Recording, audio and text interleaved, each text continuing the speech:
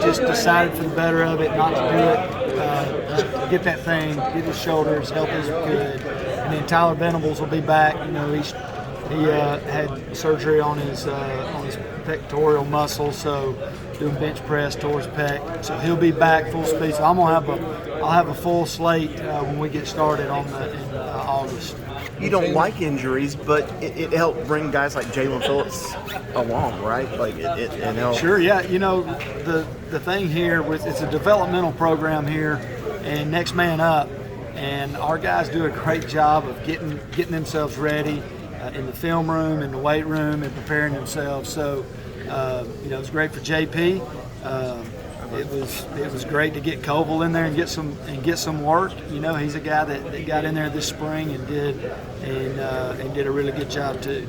Mickey, when you're looking at people like Makuba and Trenton Simpson, Barrett Carter, and some others, is the versatility of this entire defense maybe rare compared to I mean, and then you throw R.J. Mickens in the mix too, and Tyler Venables in the mix. I mean, those guys can do a lot of different things. Malcolm Green, I mean, you got guys that can play a lot of different positions, and you know, it gives them a chance to get in there and play, and it gives us a chance as coaches to use them versus different personnel groups that'll help us be successful. And all those guys you're talking about can really, really run. So, and change direction. So, and it's a credit to them for getting in the film room and learning it and learning the different spots. Coach, when you got somebody like Nolan Turner that leaves the NFL, how does this position group as a whole kind of replace that kind of experience that he brought to the table? He gave us such great leadership, and those guys have just been sitting under him humbly and patiently waiting for their opportunity. You know, those guys are ready to go. I mean, you know, you take a guy like Jalen Phillips that has really benefited from Nolan's leadership, and just seeing how Nolan came up too. I mean, he was a two-star guy that everybody thought was just a charity to be here, and you know, he turned out to be an all-conference, all-American type player, and but those guys have really learned from him, and I've seen them take on some leadership roles, you know, that he left behind, you know, just kind of paving the way. Andrew told us in the spring, he's like, yeah, you may see me at safety, you may see me at nickel, you might see me at dime, you might see me all over the field. I see him at corner too. I mean, I see him at corner. You know, Makuba can do a lot of things. When you got a physical guy like that can run, he's a matchup problem for offenses, because he can match up with your best guy and cover him. You know, and a lot of guys, that's what they want to do. They want to get a matchup with a linebacker or safety, and Makuba's a guy that can cover. You know, he covers like a corner, but he hits like a linebacker. Is he more comfortable closer to the line of scrimmage? I think he's comfortable anywhere on the field. You know, he's a really good player. Maybe even return some kicks and punts. Who knows? So he can. When a guy like that is the ACC Defensive Rookie of the Year, what's kind of, as a coach, what do you tell him? How do you take him further than where he already is? Well, he wants to get better. You know, and that's a credit to the culture that Coach Sweeney set up here. You know, we get those kind of kids. You know that, he sees himself. He's proud of those accolades, but he wants more. He wants to do more. He wants to do better. So it's not really hard, you know, getting him in the weight room and in the film room. So, you know, he's hungry to be better. Coach, what has it been like for your relationship with Wes Goodwin, his new role as defensive coordinator? How have you all grown as a pair, and how did that carry into the new season? Well, it's been great. We've been, you know, since he came back from the NFL, we've been great friends and been in there working together. So nothing's really changed other than, you know, our voice is a little bit louder now. So, but as far as us working together, it's been great. Wes is a humble guy, and we collaborate really well together. There's really no egos involved in it. What's the biggest thing you learned from last season, just you personally as a coach? Biggest thing I learned? Well, probably on the, you know, I was doing special teams last year. Probably the biggest thing I learned is man, you got to really develop depth. We lost that whole. I mean, it was like we had a different punt team every single week in protection. You know, you lose Brian, you lose, you know, it's like a different guy in that shield every week, and learned how to develop people on the punt team. That's for sure. Mickey, what returns have you gotten just on Kylan so far? On Kylan Griffin, yeah. So he just got here 2 weeks ago. So just hungry, and he's in the film room and just learning. He's got a lot to learn. So a long way to go, but a good athlete, tested well. So excited about him. You know how it is for young guys. They got it's a lot to learn. He's going to be fine though because he wants it. How excited is Landon? He's fought all these issues to finally get back out there and have that shoulder finally healthy. Yeah, Landon's he's super excited. He's worked for it. Unfortunately, in the very first game of the year last year, he comes up and he lays a great lick on the guy, and boom, there goes his shoulder. But I think he's really excited. He had a great spring, minus the contact stuff. We didn't do any contact with him, but he was in all the coverage things that we did. So super excited. Can't wait to watch him fly around. It'll be good. Did he have surgery last? He did. So 2 years ago, he tore his labrum, and he fought through the whole year with a torn labrum. I don't even know how many people knew that, but played with it. And then went ahead and had surgery at the end of the season. Comes back, misses the spring, does all that, get to the Georgia game, and the first series he's in, hits a guy, and hit him hard, tore his labrum, and we just decided instead of trying to, endure this for the whole season, let's go ahead and have the surgery now, and let's go all the way through August with it, and then bring you back. So that's, but yeah, he had surgery, 2 weeks after the injury last year. Was it the same side? Yeah. I know it's not your position, but how rare of a talent is Nate Wiggins just from what you... Nate Wiggins is super talented. Yeah, he's really, really good. People are going to enjoy watching him play. Really good. I don't know how rare it is, but he's a really good player. Can you just maybe elaborate on what? Well, he's got length, which you love in a corner, so he can cover all the tall guys. All these receivers now are 6'4", 6'3". So you definitely got him. He's a matchup problem for offenses, and he can run. And it's rare to find a guy with his length that can change direction and cover man-to-man like he can. He covers like an NFL corner, like an A.J. Terrell. You start putting him in that category with Nicky, in the past, you've had a bunch of hybrid guys back there, guys like Isaiah Simmons you could throw back there and move them around. You've had guys that you could move in the corner and bring them back out to cover, like Kayvon Wallace and guys like that. Who's the guy this year that's going to maybe move between the two positions? Green? Well, yeah, Malcolm Green's a guy that'll play. He'll play the nickel in the corner. And then you got Andrew Makuba, who can play the safety, the nickel in the corner. Then you got R.J. Nickens, who can play both safeties and the nickel. Then you got Landon Sanders, who can play both safeties and the nickel. So and then Tyler Venables now, he'll play the boundary safety and the nickel. So you got a lot of guys that'll be fighting this summer, for those jobs and those opportunities. And whoever can cover the best, whoever can grasp the defense the best. And, some guys can cover better man, some guys can play better zone.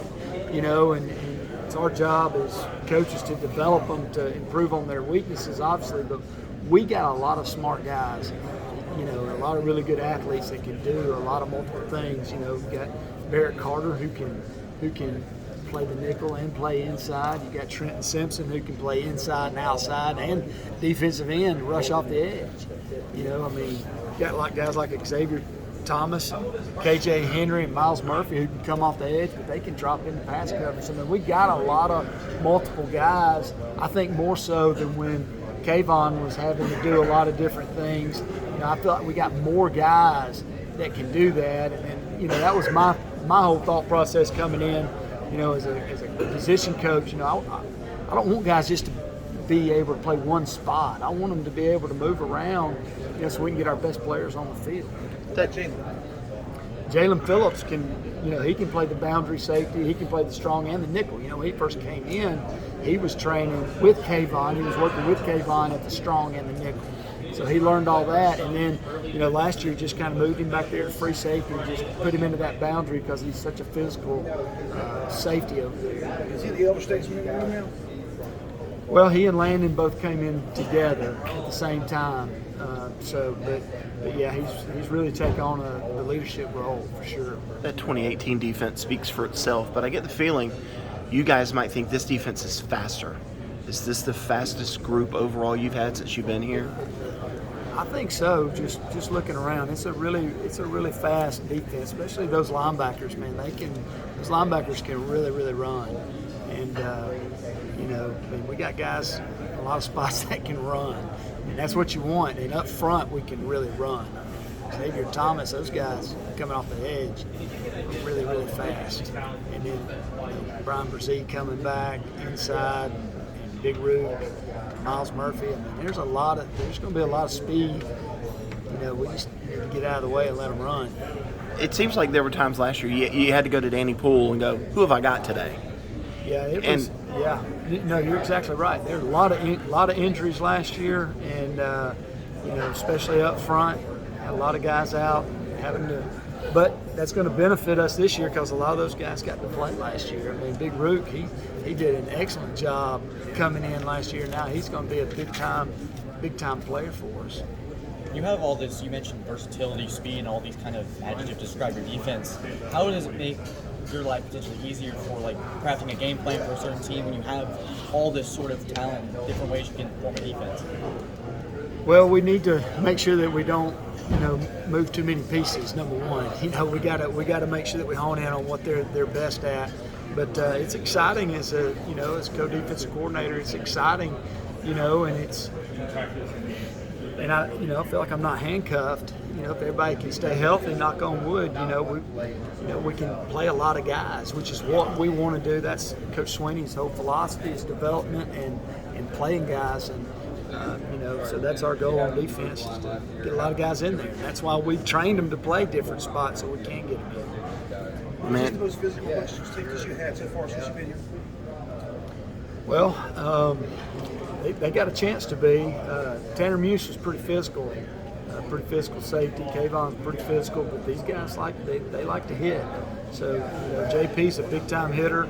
Just keep continuing, and he's really worked on his coverage, man skills, which I've seen really improve. Makuba will hit, but yeah, we got a lot of physical guys, and that's what we want them to be. I mean, that's one of our plans to win is to be more physical than our opponent, and you got to do it with physical safeties. Ricky, you mentioned Tyler Venables. Where is he in his rehab? So he's back. So he'll be good to go when we start in August. So I'm excited about that. He's a physical safety too. How important was it for us to have him come back to Clemson? I think it's huge. You got a guy that has a lot of experience. He's played a lot of games, and I think it's huge to get him back. He can do a lot on special teams as well. And most of your special teams are made up of your safeties and linebackers. So the more of those guys we can get involved with that with special teams is going to be good too. But he has a great knowledge of the defense and and a lot of playing experience. So that's going to help.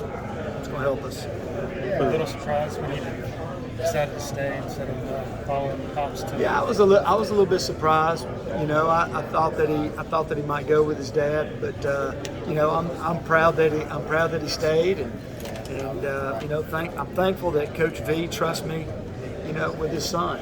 I feel responsible, to help develop him not only on the field as a player, but off the field as a young man too. Because his dad's entrusted me with that, so very grateful to Coach V for this opportunity to work with Tyler. What about his teammates? What did they think about it? What does it say about him to come back?